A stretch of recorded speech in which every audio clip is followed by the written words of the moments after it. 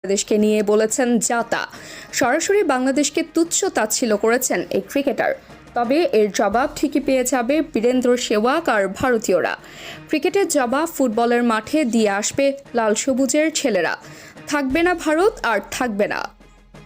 সম্প্রতিকালে Bangladesh Bharat match মানে একটা battle, হোক সেটা ক্রিকেট মাঠে অথবা ফুটবলের ময়দানে। দুই দেশ এখন খেলার মাঠে অঘোষিত চিরপ্রতিদ্বন্দ্বী। এই দুই দেশের লড়াইয়ের দিকে তাকিয়ে থাকে পুরো দক্ষিণ এশিয়া। যদিও ক্রিকেটে আইসিসি চ্যাম্পিয়ন্স ট্রফিতে হারতে হয়েছে নাজমুল শান্তর দলকে, এই ম্যাচের পর শান্তদের নিয়ে যা তা বলেছেন ভারতীয় সাবেক ক্রিকেটার সেহবাগ। তবে সেহবাগের এই কথার জবাব ভারত পেয়ে যাবে ফুটবল মাঠে হামজা দেওয়ান চৌধুরী নামের এক বাংলার সুপারম্যানের পায়ের জাদুতে। কেননা আগামী 25 মার্চ এএফসি এশিয়ান কাপ বাছাই পর্বে ভারতের বিপক্ষে মাঠে নামবে বাংলাদেশ জাতীয় ফুটবল দল। সঙ্গত কারণে রোমাঞ্চ ছড়িয়েছে পুরো দেশে। এই ম্যাচ দিয়েছে বাংলাদেশের জার্সিতে অভিষেক হতে চলছে স্বপ্নের নায়ক হামচার। চৌধুরী সাহেবের অভিষেকের অপেক্ষায় থেকে বাংলাদেশ সমর্থকরা যেমন রোমাঞ্চিত, ততটাই হামচা সংবাদ ছড়িয়েছে পুরো ভারত জুড়ে।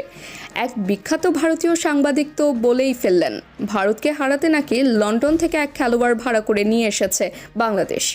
কিন্তু তার কি জানা নেই হামচাকে বাংলাদেশ এনেছে ফিফার সব নিয়মকানুন মেনে? আর প্রবাসী ফুটবলারকে নিয়ে আসা এটাই তো ফুটবলে প্রথম কোনো ঘটনা নয়। 18 বিশ্ব চ্যাম্পিয়ন ফ্রান্সের কথা কি তার জানা নেই?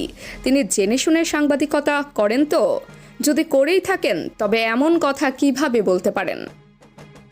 অবশ্য কারণ একটা আছে, তা হলো এক হামজা চৌধুরীর মূল্য পুরো ভারত দলের চেয়েও বেশি। সেটাই যেন মেনে নিতে পারছেন না বিখ্যাত সাংবাদিক ময়ূক। তাছাড়াও বাস্তবতা হচ্ছে ফুটবল মাঠে বাংলাদেশের কাছে হারার সম্ভাবনাটাই অনেক বেশি। এসব বাস্তবতার বেড়া জালে বন্দী হয়ে এমন সব উদ্দেশ্য প্রণোদিত কথা বলছেন। বাদ দিন, বরং চলুন ফিরে আসি ভারত বাংলাদেশের ফুটবল ম্যাচের আলাপে।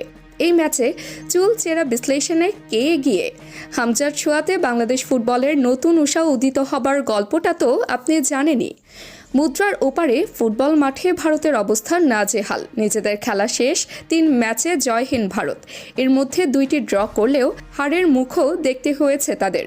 বিশেষ করে কিংবদন্তি ফুটবলার সুনীল ছেত্রীর অভাব খুব ভালোভাবে বোধ করেছে মেড ইন ব্লুজরা। সব মিলিয়ে ভারতের অবস্থা জাতা। তাই ভারতের বিপক্ষে ম্যাচে নিঃসন্দেহে কিছুটা এগিয়ে থাকবে বাংলাদেশ। হামজা চৌধুরীকে তপু মুরসালিনরা ঠিকঠাক সহযোগিতা করতে পারলে ভারতের মাটিতে লেখা হবে লাল সবুজের বিজয়ের কাব্য। থাকবে না ভারত আর থাকবে না। তাবাসসুম হক আনিকা।